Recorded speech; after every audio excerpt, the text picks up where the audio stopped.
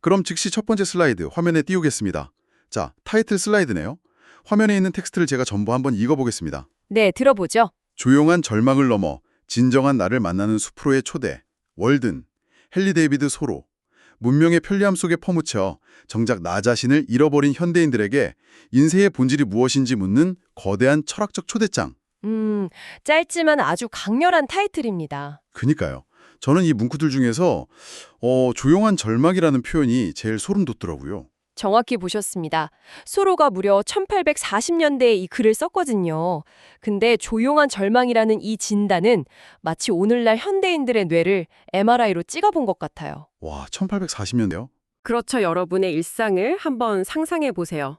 터치 한 번으로 전 세계 음식이 집 앞으로 오고 침대에 누워서 지구 반대판이랑 연결되잖아요. 인류 역사상 제일 편리한 시대죠. 네, 진짜 편하긴 하죠. 근데 일요일 밤만 되면 내일 출근할 생각에 막 가슴이 답답해지고 끊임없이 SNS를 스크롤하지만 마음 한구석은 텅 빈 것처럼 공허하지 않습니까? 아, 완전 제 얘기네요. 소로는 이걸 꿰뚫어 본 겁니다. 겉으로는 웃으면서 평온하게 출근하지만 사실 타인의 기준에 나를 맞추느라 영혼이 서서히 질식해가는 상태. 그게 바로 우리가 겪는 조용한 절망인 거죠. 와, 겉보기엔 멀쩡한 톱니바크인데 속은 완전히 마모돼 버렸다는 거군요. 그럼 여기서 어떻게 빠져나올 수 있을지 자, 두 번째 슬라이드로 넘어갑니다. 화면 보시죠. 네, 제1장 숲 생활의 경제학이네요. 텍스트를 제가 하나도 빠짐없이 읽어보겠습니다. 물건의 진짜 가격은 그것을 얻기 위해 지불한 생명의 양, 비용의 재정의, 물건의 가치는 지불된 나의 시간과 생명, 4대 필수품, 의, 식, 주, 연료. 이 최소한만 갖추면 불필요한 노동이라는 히드라의 머리에서 해방됩니다. 히드라의 머리, 아주 중요한 비유죠. 계속 읽어볼게요. 자발적 가난의 공식. 1년 중 단 6주 노동 더하기 나머지 시간에 영혼의 자유는 진정 부유한 삶. 진정한 부. 가장 적은 비용으로 인생을 즐기는 자가 가장 부유한 사람입니다. 여기까지입니다. 네, 전문가님, 저는 이거 보면서 약간 충격받았어요. 이거 완전 요즘 유행하는 파이어족이나 조기윤퇴 개념이랑 비슷한 거 아닌가요? 결국 시간과 생명을 돈이랑 맞바꾸지 않겠다는 거잖아요. 맞습니다. 소로는 본질적으로 원조 파이어족이었던 셈이죠. 근데 현대 파이어족이 보통 주식이나 부동산으로 수십억 모아서 이자로 살겠다 이런 자본주의적 해법을 찾잖아요. 그쵸. 보통 얼마 모았다 이런 걸 목표로 하죠. 근데 소로의 방식은 정반대입니다. 그냥 필요한 것 자체를 극단적으로 줄여버리는 방식을 택한 거죠. 슬라이드에 히드라의 머리라는 표현이 있었잖아요. 네, 하나 자르면 두 개 자라나는 그 괴물이요. 맞아요. 우리 욕망이 딱 그렇습니다. 더 좋은 차, 더 넓은 아파트, 최신 기기. 이 욕망을 채우려고 우리는 매일 아침 지옥철을 타고 하루 종일 상사한테 시달리면서 우리의 생명을 지불하는 거거든요. 아, 그러니까 내가 100만 원짜리를 살 때 지불하는 게 종잇돈이 아니라 그걸 벌려고 참고 견뎠던 내 인생의 시간이라는 거네요. 그렇습니다. 그래서 소로는 옷, 음식, 집, 연료 이 4대 필수품만 갖추면 불필요한 노동에서 해방된다고 봤어요. 실제로 숲에서 자기가 직접 농사짓고 집 지으면서 1년 중에 딱 6주만 일해도 최소 비용으로 인생을 즐길 수 있다는 걸 증명했죠. 와, 6주 일하고 나머지 46주를 자유롭게 쓴 거군요. 네, 그 나머지 시간에 독서하고 사색하면서 진정한 부를 얻은 겁니다. 돈을 많이 버는 게 아니라 생명을 지켜내는 게 진짜 부자다. 정말 통찰력이 대단하네요. 자, 이 경제관을 가지고 이제 세 번째 슬라이드로 넘어갑니다. 네, 제2장입니다. 제목은 나는 어디서 살았으며 무엇을 위하여 살았는가입니다. 화면 텍스트 읽어볼게요.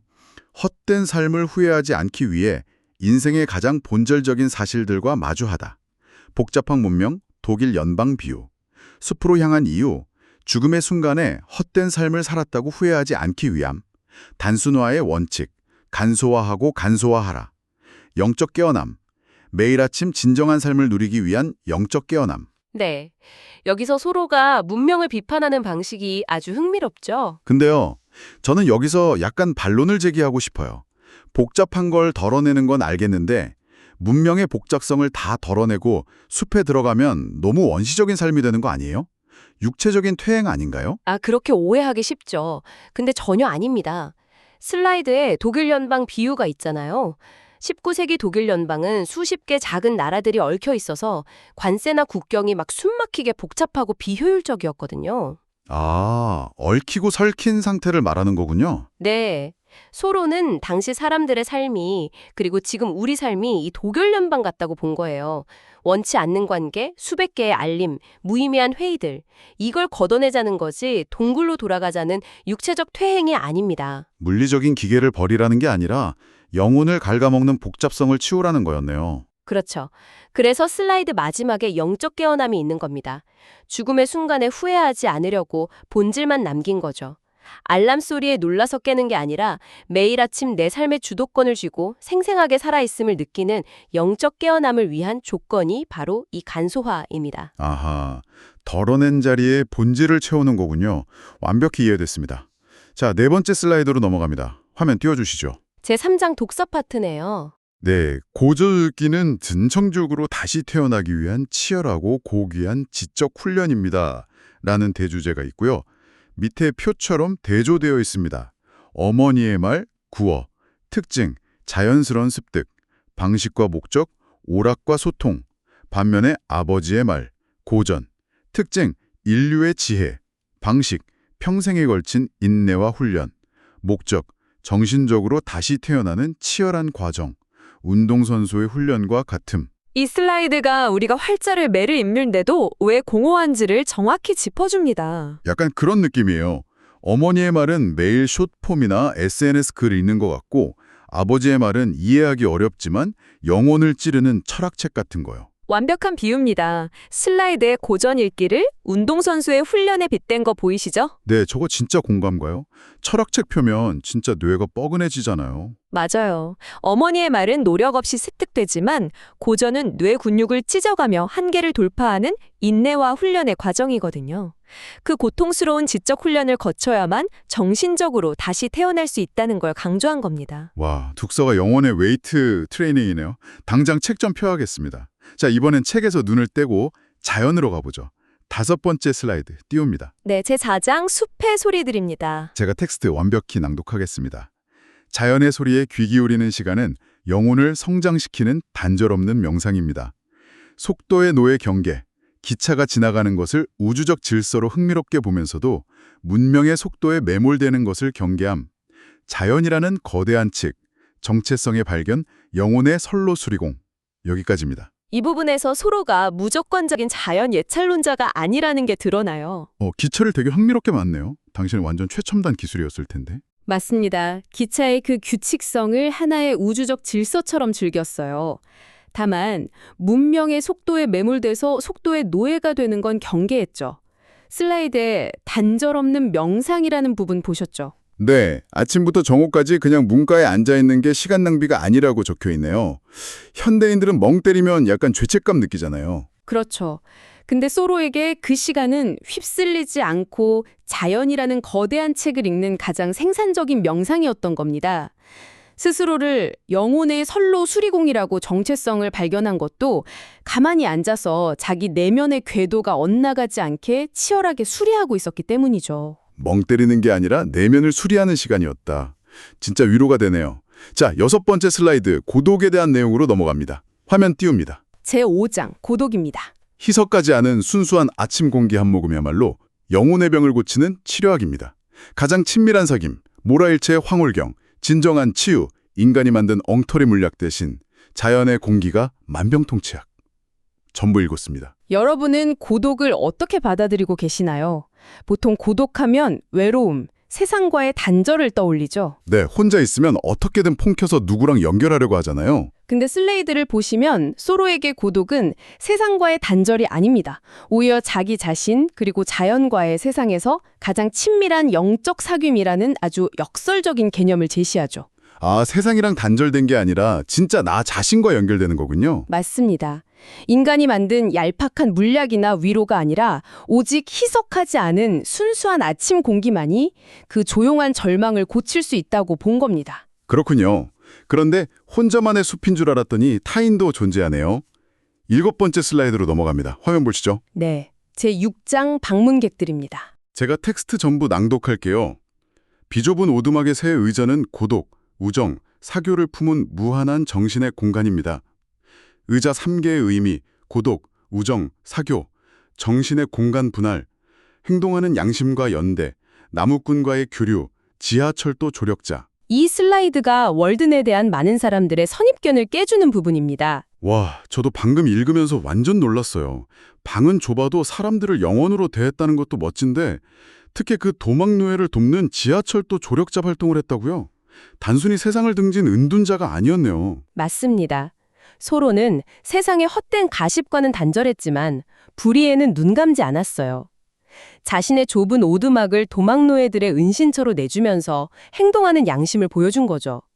세계의 의자라는 것도 결국 그의 무한한 정신적 포용력을 보여주는 공간 분할이고요. 진짜 멋지네요. 나만의 고독을 지키면서도 세상과 연대할 땐 확실히 하는군요. 자, 8번째 슬라이드로 가보겠습니다. 제7장 콩밭입니다. 네, 노동에 대한 파트죠. 텍스트 읽겠습니다. 새벽 이슬을 맞으며 콩밭을 매는 노동은 내면을 조각하는 성스러운 예술입니다. 조용 미술가로서의 농부, 무소유와 생태적 겸손 이렇게 적혀 있는데요. 네. 근데 전문가님, 농사를 짓는데 수확물 독점권을 포기하고 그 콩을 훔쳐먹는 우드척, 그러니까 마멋까지 평등한 자녀로 인정한다는 거, 이거 현실적으로 너무 비합리적인 거 아닙니까? 자본주의 시각으로 보면 바보 같죠. 하지만 소로에게 2,500평 콩밭 노동은 생계수단이 아니었습니다. 슬라이드에 조형 미술가로서의 농부라는 비유가 있죠. 네, 캔버스에 그림 그리듯이 농사를 지었다는 뜻인가요? 정확합니다. 흙을 일구고 잡초를 뽑는 행위 자체가 대지를 캔버스로 삼아 내면을 조각하는 예술적 승화의 과정이었던 겁니다. 아, 결과물인 콩이 중요한 게 아니라 과정 자체가 예술이었군요. 네, 그리고 우드척이 콩을 먹는 걸 보면서 분노하는 대신 이 땅은 인간만의 것이 아니라는 생태적 겸손을 배운 거죠. 자연 앞에서의 완벽한 무소유를 실천한 겁니다. 와, 통찰력이 진짜 차원이 다르네요. 자, 9번째 슬라이드, 마을로 나가봅니다. 네, 제8장 마을이네요. 텍스트 읽어보죠. 인간은 익숙한 세상을 잃어버리고 나서야 비로소 진정한 자신을 발견하기 시작합니다. 가십 중독의 풍자, 마을, 길 이름의 축복, 숲, 내용을 다 읽었는데요. 저는 이 슬라이드가 현대인들에게 시사하는 바가 참 크다고 생각해요. 마을 사람들의 대화를 피곤한 가시덤불이자 거대한 뉴스 열람실로 비유했잖아요. 네, 딱 지금 스마트폰으로 매일 뉴스랑 남의 인스타 가십 쳐다보는 거랑 똑같네요. 맞아요. 가십 중독이요. 맞아요. 타인의 삶만 관전하느라 내 삶을 놓치는 거죠. 반면에 슬라이드 끝에 길 이름의 축복이라는 표현을 보세요. 캄캄한 밤 숲에서 길을 잃는 게 오히려 축복이라고요? 네, 익숙한 내비게이션, 그러니까 타인의 시선이나 세상의 기준이 다 꺼져버린 그 위기의 순간에 오히려 내면의 나침반이 작동한다는 뜻입니다. 길을 잃어야 진정한 자아를 찾는 통찰의 순간이 온다는 걸 해설한 거죠. 와, 길을 잃어야 진짜 나를 찾는다. 명언이네요. 자, 10번째 슬라이드 화면에 띄웁니다. 제9장 호수입니다. 태초의 순수함을 간직한 월든 호수는 영혼을 비추는 대지의 맑은 눈입니다.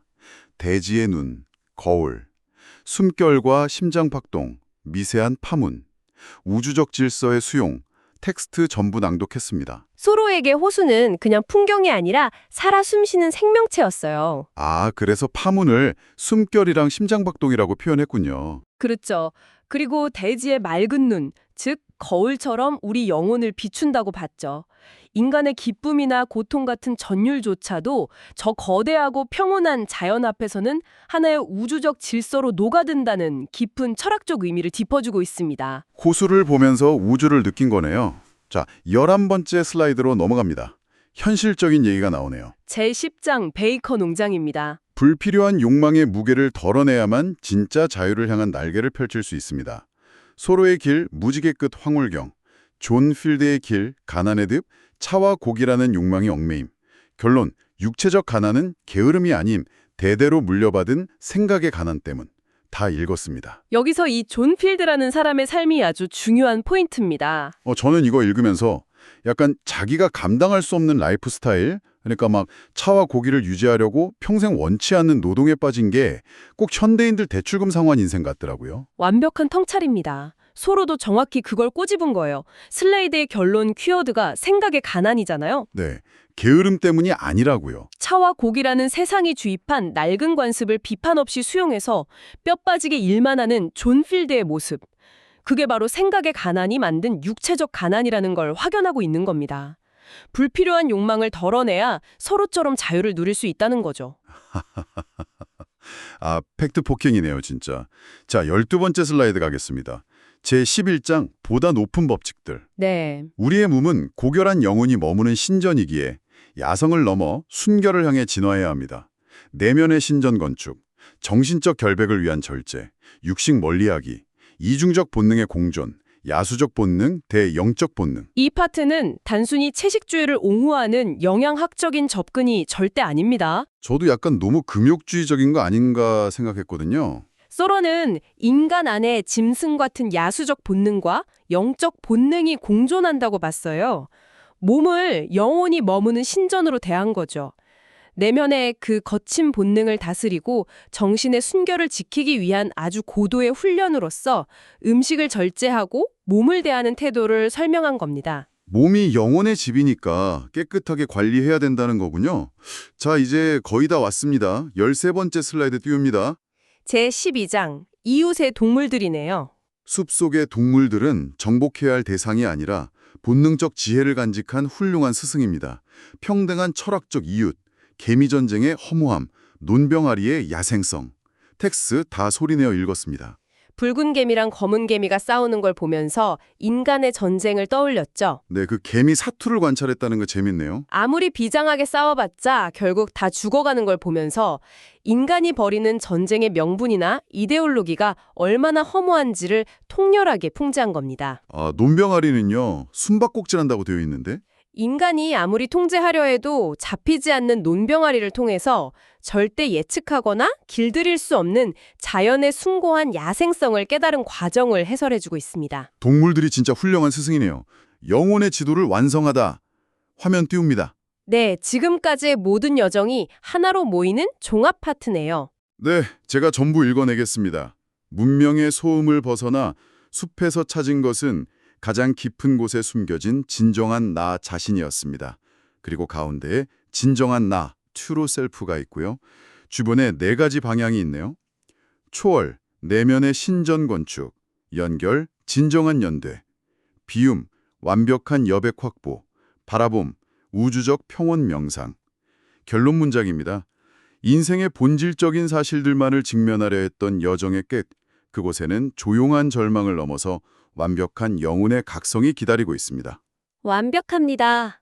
우리가 지금까지 슬라이드 한 장 한 장을 통해서 경제, 노동, 호수, 고독 등 여러 가지를 살펴봤잖아요. 네, 주제가 진짜 다양했죠. 근데 결국 그 모든 요소들이 중앙에 있는 진정한 나를 만나기 위한 도구였던 겁니다. 욕망을 비우고 우주를 바라보고 세상과 연결되고 본능을 초월하는 과정. 아, 이게 다 하나로 연결되는 거였군요. 네, 소로는 세상에서 도망친 게 아니라 조용한 절망을 넘어서 완전한 영혼의 각성에 도달하기 위해 완벽하게 계산된 철학적 여정을 걸었던 거죠. 네, 첫 장이네요. 첫 번째 슬라이드 제목은 제13장, 남방, 겨울을 맞이하는 성스러운 노동, 불의 의미입니다. 화면에 적힌 텍스트를 제가 그대로 한번 쭉 읽어볼게요. 집의 심장, 벽난로라는 소제목 아래에 2가지가 적혀 있습니다. 첫째, 정신의 중심. 다가올 겨울을 맞이해 정성껏 벽난로를 쌓는 행위는 단순한 노동을 넘어 삶과 정신의 중심을 단단히 세우는 성스러운 의식이다. 성스러운 의식이다. 네. 둘째, 땔감의 이중적 가치. 몸으로 직접 날라온 나무는 자를 때 한 번, 태울 때 또 한 번, 몸을 데워주는 생명력과 낭만을 지닌다. 자, 그리고 우측에는 낭만의 상실이라는 소제목이 있네요. 네, 반대되는 개념이죠? 첫째, 기계적 삶의 도래. 오직 효율성만을 강조한 요리용 스토브의 도입. 둘째, 불의 얼굴을 잃다. 스토브는 물리적 효율을 주었지만 불의 얼굴, 즉 낭만을 앗아갔다. 이는 기계적 삶이 현대인에게 가져다준 깊은 상실감을 상징한다. 자, 이 부분을 한번 파헤쳐 볼까요? 저는 이 슬라이드 내용을 읽으면서 커피가 딱 떠올랐어요. 아, 커피요? 어떤 면에서죠? 그 원두를 직접 갈아서 물의 온도를 맞추고 천천히 내리는 핸드드립 커피하고 버튼 하나 누르면 10초 만에 나오는 캡슐 커피의 차이랄까요? 스토브나 보일러 덕분에 생존의 효율성은 얻었는데 내가 내 공간을 직접 데운다는 그 과정의 낭만은 잃어버린 것 같거든요. 와, 아주 적절한 비유네요. 이것을 더 큰 관점과 연결해보면 소로가 벽난로를 대하는 태도는 단순히 추위를 피하기 위한 어떤 생존 기술의 차원이 아닙니다. 그럼요. 그에게 벽난로에 돌을 하나하나 짊어지고 와서 진흙을 발라 쌓아 올리는 물리적 행위는 곧 혹독한 세상을 견뎌낼 자신의 내면을 짓는 건축 과정과 동일했던 겁니다. 현대인들은 그냥 버튼 하나로 보일러를 켜잖아요. 그렇죠. 띵 누르면 끝이죠. 하지만 소로가 보기에 그것은 내 삶의 가장 기본적인 온기를 기계와 자본에 아웃소싱하는 행위였던 거죠. 스토브라는 그 철창 속으로 불꽃이 숨어버렸을 때 우리는 불의 얼굴을 잃어버렸다고 슬라이드에 적혀 있지 않습니까? 아, 네. 불의 얼굴을 잃었다는 표현이 참 아주 시적이에요. 근데 솔직히 약간 억지스럽게 들리기도 하거든요. 그 숲속에서 얼어 죽지 않으려면 효율적인 철제 스토브가 객관적으로 볼 때 훨씬 나은 선택 아닌가요? 낭만 찾다가 동사할 수도 있잖아요. 물론 생존의 측면에서는 호스트님 말씀이 완전히 맞습니다. 하지만 소로가 경계한 것은 편리함의 대가입니다. 불의 얼굴을 잃었다는 건 우리가 자연의 원초적인 에너지와 직접 눈을 맞추고 교감할 기회를 상실했다는 뜻이거든요. 아, 눈을 맞추고 교감한다. 네, 장작을 패면서 근육이 타들어가는 듯한 그 열기를 느끼고 또 그 장작이 불타오르면서 내는 소리나 냄새를 맡는 것. 이 감각적이고 유기적인 연결고리가 기계로 인해 단절될 때 인간은 점점 더 자연으로부터 소외된다는 거죠. 기계의 부속품처럼 수동적인 존재로 전락한다는 그런 깊은 우려가 담겨 있는 겁니다. 아, 그러니까 내가 내 삶의 온기를 직접 책임진다는 그 묵직한 주체성이 사라진다는 거군요. 정확합니다. 좋습니다. 집안의 중심인 벽난로를 단단히 세웠으니까 이제 시선을 창밖으로 돌려보겠습니다. 여러분, 두 번째 슬라이드로 넘어갑니다. 제목은 제14장, 예전의 거주자들과 겨울의 방문객들, 눈 덮인 대지 위의 고독과 사유의 만찬입니다. 네, 화면 내용이 꽤 기네요. 내용을 모두 꼼꼼히 읽어보죠. 사라진 흔적과 대지의 영원한 부분입니다. 소외된 거주자들, 눈 쌓인 빈터에 남겨진 과거 거주자들의 희미한 흔적을 조용히 추억함, 문명을 덮는 대지, 인간의 모든 문명과 자취를 묵묵히 하얗게 덮어버리는 대지의 영원함과 위대함을 성찰함. 네, 그리고 다음 부분이 핵심이죠. 다음은 완벽한 고독 속 겨울밤의 방문객입니다. 눈보라를 뚫고 온 철학자, 에이머스 브론슨 올컷을 비롯한 철학자 친구들의 고귀한 방문, 사유의 만찬. 가장 완벽한 고독의 시간 속에서도 벽난로 앞을 지키며 세상의 본질과 철학을 깊이 있게 나누는 풍요로운 정신적 만찬. 저는 이 대목에서 참 뭔가 오묘한 감정이 들더라고요.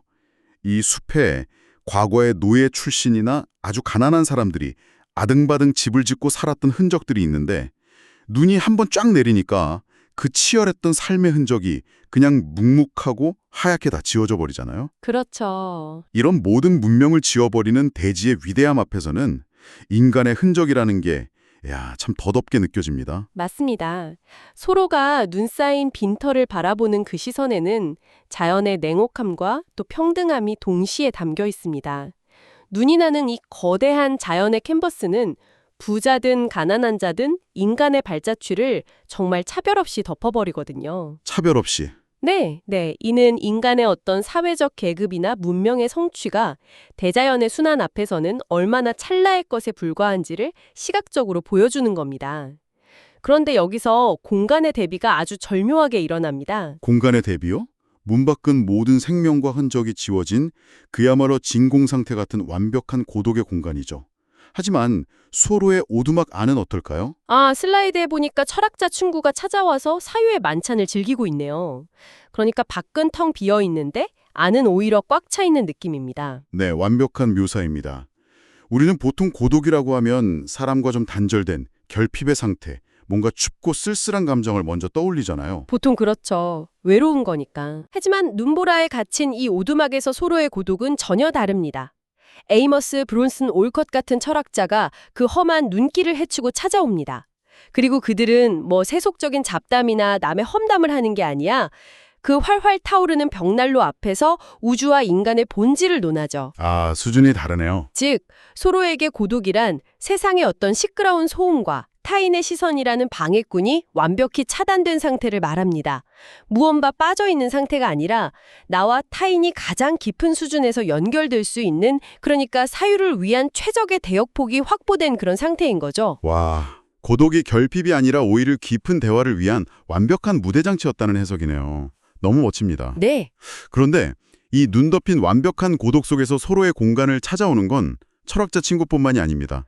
여러분, 세 번째 슬라이드로 넘어가서 자연의 진짜 주인들을 만나보죠. 슬라이드 제목은 제15장 겨울 동물들, 역설적 자유의 공간과 야생의 생명력입니다. 이 장도 정말 매력적이죠. 화면 내용 하나도 빠짐없이 읽어보겠습니다. 거대한 앞마당의 자유입니다. 역설적 자유. 마을이 폭설에 갇혀 고립되었을 때 꽁꽁한 호수는 오히려 서로에게 광활한 거대한 앞마당, 즉 사슴 운동장이 되어 가장 넓고 온전한 자유를 허락했다. 네. 중앙에 아주 큰 글씨로 인용구가 박혀있네요. 산토끼 한 마리 먹여 살리지 못하는 들판이야말로 진정 척박한 땅이다. 이어서 야생의 강인함과 생명의 척도입니다. 아침의 전령들, 서로의 아침을 가장 먼저 깨우는 붉은 다람쥐와 눈 위의 토끼, 경탄의 대상, 인간의 간섭이나 도움 없이도 매서운 겨울을 이겨내고 번성하는 야생동물들의 강인함에서 진정한 생명의 척도를 발견함. 자, 이 부분이 참 여기서부터가 진짜 흥미로워요. 보통 우리는 눈이 엄청 와서 막 도로가 막히고 마을이 고립되면 아, 갇혔다, 너무 답답해 이러잖아요. 그런데 소로는 그 꽁꽁 언 호수를 쫙 펼쳐진 거대한 앞마당이라고 부릅니다. 네, 발상의 전환이죠. 보통 사람들에게는 이게 감옥의 벽이 된 눈인데 소로에게는 세상의 경계선을 확 지워버린 완벽한 자유의 공간이 된 거네요. 소로의 인지적 전환이 얼마나 독창적인지 보여주는 대목입니다. 울타리나 길이라는 인간이 만든 물리적 경계가 그 눈 밑으로 하얗게 사라지자 소로의 어떤 심리적 공간은 숲 전체로 무한히 확장이 된 겁니다. 아, 심리적 공간이 넓어졌다. 하지만 호스트님, 소로가 단지 그 턱 트인 경치 때문에 자유를 느꼈을까요? 이 슬라이드의 진짜 핵심은 그 거대한 앞마당을 막 뛰어노는 주인공들에게 있습니다. 아, 주인공이라면 붉은 다람쥐와 토끼 말이군요. 그런데 여기서 조금 반론을 제기하고 싶어요. 솔직히 소로는 따뜻한 벽난로 앞에 딱 앉아서 창밖의 동물들을 보면서 야, 저 생명력 대단하다 이렇게 좀 낭만적으로 찬양하는 건 아닌가요? 동물들 입장에서는 얼어 죽게 일보 직전에 아주 처절한 생존 투쟁일 텐데요. 아주 현실적이고 예리한 지적입니다. 하지만 소로가 관찰한 것은 단순히 불쌍한 동물들의 생존 투쟁이 아니었습니다. 그는 문명이라는 것에 완전히 길들여진 인간의 나약함하고 자연의 혹독함을 스스로의 힘으로 돌파해내는 그 야성의 강인함을 비교하고 있는 겁니다. 아, 나약한 인간과의 비교요? 현대사회에 사는 우리는 난방이 딱 끊기거나 마트의 식료품 공급이 하루만 멈춰도 당장 생존의 공포를 느끼잖아요. 우리는 문명이 제공하는 시스템에 전적으로 의존하는 약간 온실 속 화초가 된 거죠. 그렇죠. 전기 끊기면 끝이죠. 토끼와 다람쥐를 보십시오. 그들은 인간이 던져주는 먹이나 문명의 온기에 단 1%도 기대지 않습니다. 아하, 그래서 아까 슬라이드 중앙에 있던 산토끼 한 마리 먹여 살리지 못하는 들판이야말로 진정 척박한 땅이다라고 한 거군요.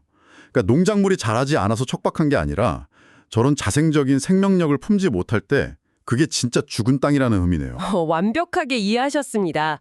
소로는 그 동물들에게서 겉보기에 화려하고 거대한 문명 도시에서는 결코 찾을 수 없는 펄떡이는 생명력, 즉 진짜 살아있음의 척도를 발견해낸 겁니다. 와, 대단합니다.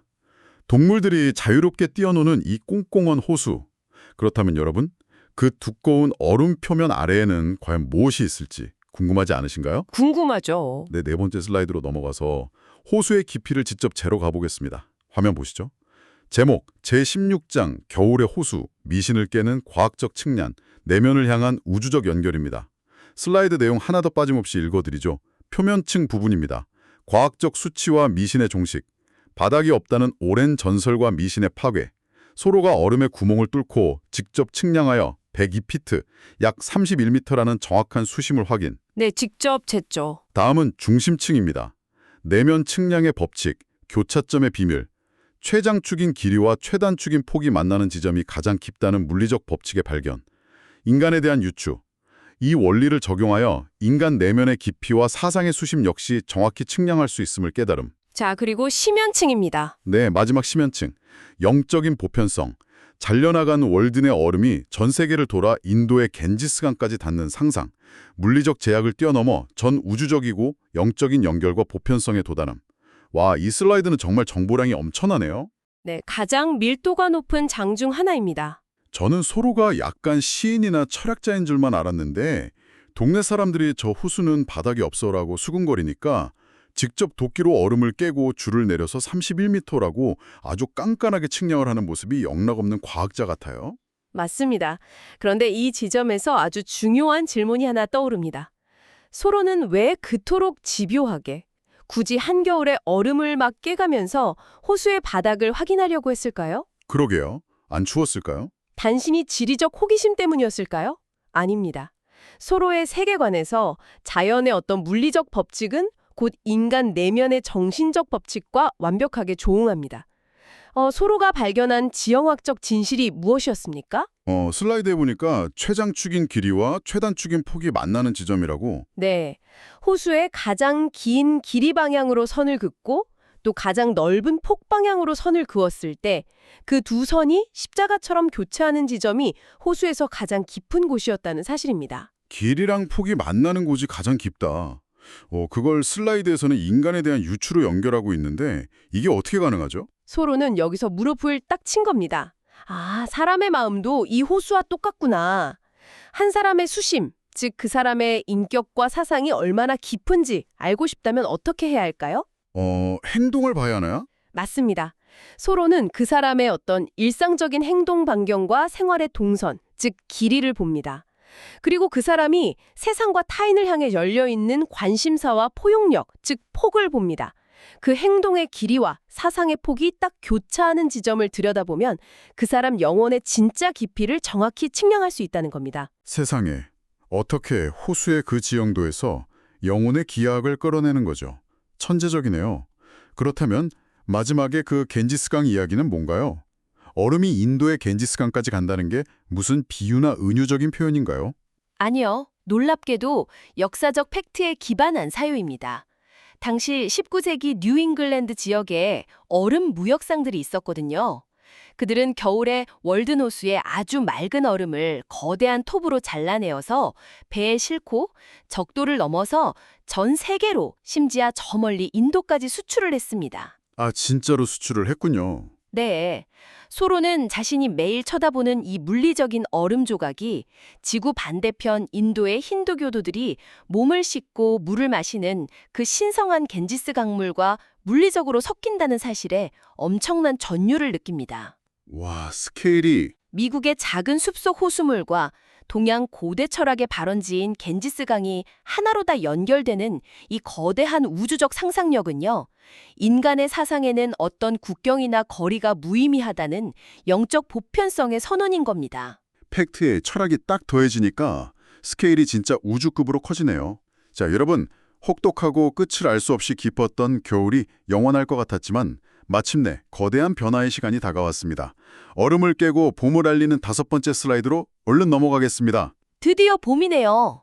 제목은 제17장 봄, 억눌린 생명의 폭발과 완벽한 영혼의 부활입니다.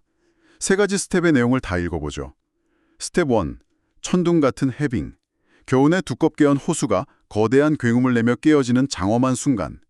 오랫동안 억눌려 있던 자연의 생명력이 마침내 터져나오는 우주적 사건. 네, 대단한 광경이었겠죠. 스텝 2, 지구의 상형 문자, 생명 이론론. 모래둑이 녹아내리며 나뭇잎과 혈관 모양을 형성하는 신비로운 관찰. 인간을 얼었다가 녹고 있는 진흙덩어리로 정의하며 인간과 자연이 완벽히 하나님을 증명하는 생명 이론론을 선포. 그리고 스텝 3, 영혼의 부활과 새로운 여정. 눈부신 봄의 도래와 함께 소로의 영혼 또한 도덕적으로 완벽하게 부활함. 숲에서의 실험적 삶을 성공적으로 마치고 또 다른 여정을 위해 마침내 월든을 떠남. 네, 내용이 아주 장엄하네요. 저는 진짜 이 파트의 묘사를 보면서 완전히 압도당했어요. 꽁꽁 얼어붙었던 호수가 봄 기운을 받아서 쪽쪽 갈라지면서 무슨 대포 쏘는 듯한 천둥 소리를 낸다는 건 마치 자연의 거대한 출산 장면 같기도 합니다. 좋은 비유입니다. 그런데 제가 좀 이해하기 어려운 건 스텝 2예요. 그 철도 두 개의 진흙이 녹아서 흘러내리는 걸 보면서 막 나뭇잎 모양이나 인간의 핏줄, 심장 모양을 떠올리잖아요. 네, 그렇죠. 솔직히 이거 그냥 흘러내리는 흙탕물을 보면서 너무 의미를 과잉부여하는 것 아닌가요? 진흙을 보고 막 인간을 얼었다가 녹고 있는 진흙덩어리라고 부르는 건 좀 너무 나간 것 같기도 하고요. 얼핏 보면 우연한 자연현상에 막 억지로 의미를 갖다 붙이는 아포페니아처럼 보일 수도 있죠. 하지만 서로가 주목한 것은 그 형태의 반복성에 숨어있는 설계의 법칙이었습니다. 설계의 법칙이요? 그는 그 흙이 녹아내리는 모양, 영어로 로브라고 하죠. 그 로브의 모양과 나뭇잎, 리프의 모양, 그리고 동물의 장기나 혈관의 패턴이 아주 기하학적으로 완벽하게 닮아 있다는 것을 관찰합니다. 모양이 진짜 비슷하긴 하네요. 네. 식물학, 인체의 보학, 지질학의 겉보기엔 다 서로 다른 것을 말하는 것 같지만 사실 대자연이라는 하나의 거대한 시스템이 찍어내는 동일한 상형 문자라는 뜻이죠. 자연의 대지와 인간의 몸이 별개의 어떤 고립된 존재가 아니라 하나의 박동하는 시스템으로 쫙 연결되어 있다는 생명 이론론의 거대한 깨달음입니다. 흙과 나뭇잎과 인간의 피가 모두 결국 같은 공장에서 나온 동일한 작품이라는 거군요. 이 놀라운 깨달음을 얻고 소라의 영혼도 봄처럼 완벽하게 부활했다고 슬라이드에 적혀 있습니다. 그런데 교수님, 여기서 진짜 미스터리가 하나 생겨요. 어떤 부분이죠? 이렇게 숲에서 완벽한 영적인 부활을 경험하고 진리를 깨달았다면 그냥 평생 그곳에서 행복하게 살면 되는 거 아닌가요? 왜 굳이 짐을 싸서 월든을 떠난 걸까요? 아주 핵심적인 질문을 해주셨습니다. 많은 사람들이 이 월든을 그냥 자연 속으로 도피해서 평화롭게 정착한 이야기로 오해를 하거든요. 하지만 서로에게 숲은 어떤 영원한 도피처가 아니라 삶의 본질을 딱 대면하기 위해 잠시 머물렀던 실험실이었습니다. 실험실? 겨울이 지나고 봄이 오면서 자연이 부활했듯이 서로의 내적 실험도 성공적으로 완성이 된 겁니다. 그가 숲을 떠나며 한 유명한 말이 있죠. 나에게는 살아야 할 또 다른 삶이 있었기 때문이다. 와, 아무리 깨달음을 얻은 신성한 숲이라도 그곳에 계속 안주해서 그 생활이 다시 습관과 어떤 관습이 되어버리는 순간 그것은 또 다른 형태의 무덤이 됩니다. 그는 스스로 만든 어떤 틀에 갇히지 않고 새로운 내면의 궤도를 개척하기 위해서 그 숲을 아주 미련 없이 떠난 것입니다. 숲에서의 실험을 다 끝내고 나간 소로가 우리에게 남기고 싶었던 최종적인 메시지는 무엇일까요? 이 책의 결론이 담긴 6번째 슬라이드를 향하겠습니다. 여러분 화면 봐주세요. 자, 결론 파트입니다. 제목은 제18장 맺은 말 위대한 신대륙 자신만의 템포로 걷는 삶입니다. 3가지 핵심 메시지가 적혀 있네요. 내면의 콜럼버스가 되라. 아프리카나 북극 같은 지리적 탐험이 목표가 아니다. 세상에서 아직 개척되지 않은 가장 위대한 신대륙인 자신의 내면, 사상을 거침없이 탐험하라고 촉구함. 첫 번째 메시지고요. 네, 다음은 자신만의 고수의 북소리. 남들과 보조가 맞지 않더라도 절대 조급해할 필요가 없다. 떡갈나무가 사과나무의 속도에 억지로 맞출 필요가 없듯 자신만의 고유한 북소리에 맞추어 자기 인생의 템포대로 당당히 나아가야 함. 그리고 마지막, 뼈에 가까운 삶. 가난은 활동을 제한하는 족쇄가 아니다. 불필요한 군더더기를 쳐내고 인생의 참맛, 의미 있는 경험만을 맛보게 해주는 축복이며 영혼의 필수품을 구하는데 물질적인 돈은 전혀 필요하지 않다. 네, 다 읽어주셨네요. 그렇다면 이 모든 게 대체 우리 현실에서 무슨 의미일까요? 저는 여기서 자신만의 고수의 북소리, 이 말이 내리에 콱 박혔어요. 요즘 우리는 다들 약간 SNS 켜놓고 살잖아요. 비교의 시대죠. 맞아요. 남들은 20대에 창업해서 막 성공하고 좋은 아파트 사고 화려하게 해외여행 가는데 나만 뒤처지는 것 같아서 막 불안합니다. 사과나무가 떡갈나무 속도에 굳이 맞출 필요 없다는 이 비유가 딱 현대인들의 뼈를 때리는 것 같습니다. 사실 서로가 이 책을 쓴 19세기 중반도요. 막 철도가 깔리고 산업화가 진행되면서 속도 경쟁이 극심했던 시대입니다. 그때 서로는 묻는 겁니다. 저 사람은 왜 저렇게 천천히 걷는가? 우리는 그를 보고 약간 나고자라고 비웃지만 사실 그는 우리가 듣지 못하는 다른 세계의 북소리를 듣고 그 장단에 맞춰서 그냥 걷고 있을 뿐이라는 거죠. 듣는 북소리가 다른 거다. 네. 자기 내면의 리듬을 확실히 아는 사람은 타인의 타임라인에 자신을 억지로 막 끼워 맞추지 않습니다. 그리고 여기서 더 논쟁적인 개념이 하나 등장하죠. 아까 읽어주신 마지막에 적힌 뼈에 가까운 삶, 즉 자발적 가난입니다. 솔직히 이 부분은 짚고 넘어가야겠습니다. 가난이 어떻게 축복입니까? 현대 자본주의 사회에서 돈이 없으면 뭐 영혼의 필수품은커녕 당장 먹고 사는 생존 자체가 위협받잖아요. 서로가 약간 가난을 너무 낭만하는 것 아닙니까? 충분히 그렇게 오해할 수 있죠. 그런데 여기서 서로가 말하는 가난은 어떤 사회 구조적 모순으로 인한 절대적 빈곤이나 굶주림을 찬양하는 것이 절대 아닙니다. 그가 말하는 가난의 본질은 아주 철저한 단순합니다. 단순해요? 네. 우리가 갈비뼈에 붙은 얇은 살코기가 가장 맛있는 것처럼 인생의 어떤 거칠애나 불필요한 욕망이라는 군더더기를 마치 칼로 도려내듯이 쳐내서 삶의 가장 핵심적인 뼈대, 즉 진짜 살아있음의 감각만을 남기라는 뜻입니다. 남에게 좀 보여주기 위해서 비싼 할부금을 내며 차를 사고 또 더 큰 집을 유지하기 위해서 원치 않는 노동에 내몰리는 삶, 그것이 서로가 보기엔 진짜 영혼이 빈곤한 삶이라는 거죠. 남의 눈치를 보며 사는 게 진짜 빈곤이다. 물질적 탐욕을 확 줄여서 얻어낸 시간으로 자신의 내면, 그 신대륙을 깊이 탐험하는 것, 그것이 바로 서로가 제안하는 가난의 진짜 얼굴입니다. 뼈에 가까운 삶이라는 게 진짜 삶의 정수, 이 골수만 빨아먹겠다는 아주 치열한 철학이었군요. 불필요한 군더더기를 쳐낸다는 말이 참 묵직하게 다가옵니다.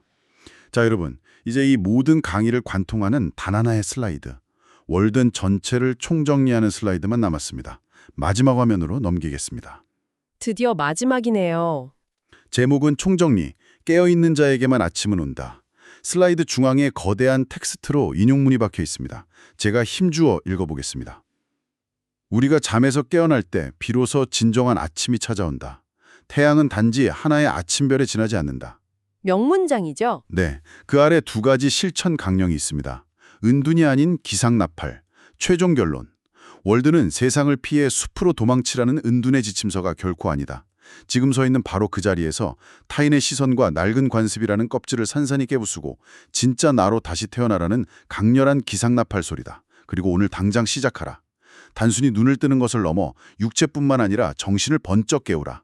낭비 없는 본질적인 삶을 미루지 말고 오늘 당장 시작하라. 여기서 아주 매력적인 부분은 서로가 대중들이 이 책에 대해 가질 법한 거대한 오해를 스스로 정면 반박하고 있다는 점입니다. 오해요? 네, 많은 사람들이 이 월든을 읽기 전에 약간 도시 생활이 피곤하니까 다 버리고 산속으로 들어가서 텃밭 가꾸면서 힐링하라는 에세이구나 이렇게 생각하거든요. 사실 저도 좀 그렇게 생각했어요. 하지만 이 마지막 결론 슬라이드를 보십시오. 이건 복잡한 현실을 외면하고 어떤 도피처를 찾는 패배자의 일기장이 아닙니다. 도리어 당신이 발 딛고 서 있는 바로 그 콘크리트 빌딩 숲에서 남의 눈치를 보고 사회적 관습에 질질 끌려다니는 그 게으른 정신적 수면 상태에서 당장 깨어나라는 벼락 같은 기상나팔인 겁니다. 와, 태양마저도 내가 깨어나지 않으면 그냥 하늘에 떠 있는 흔한 별 하나에 불과하다는 저 문장은 뭔가 좀 오만해 보일 정도로 너무 당당하고 벅찬 선언이네요. 우리가 아침 7시에 알람 듣고 눈 떠서 출근한다고 진짜 깨어있는 게 아니란 거잖아요. 낭비 없는 본질적인 삶을 막 나중에 은퇴하고 여유 생기면 하자 이게 아니라 오늘 당장 시작하라는 서로의 마지막 외침이 저에게도 엄청난 타격감을 줍니다. 맞습니다. 진짜 아침은 시계 바늘이나 태양의 궤도가 알려주는 게 아니라 우리의 정신이 관습을 탁 깨고 스스로 주인이 되기로 결단하는 바로 그 순간 시작되는 법이니까요. 함께해 주셔서 감사합니다.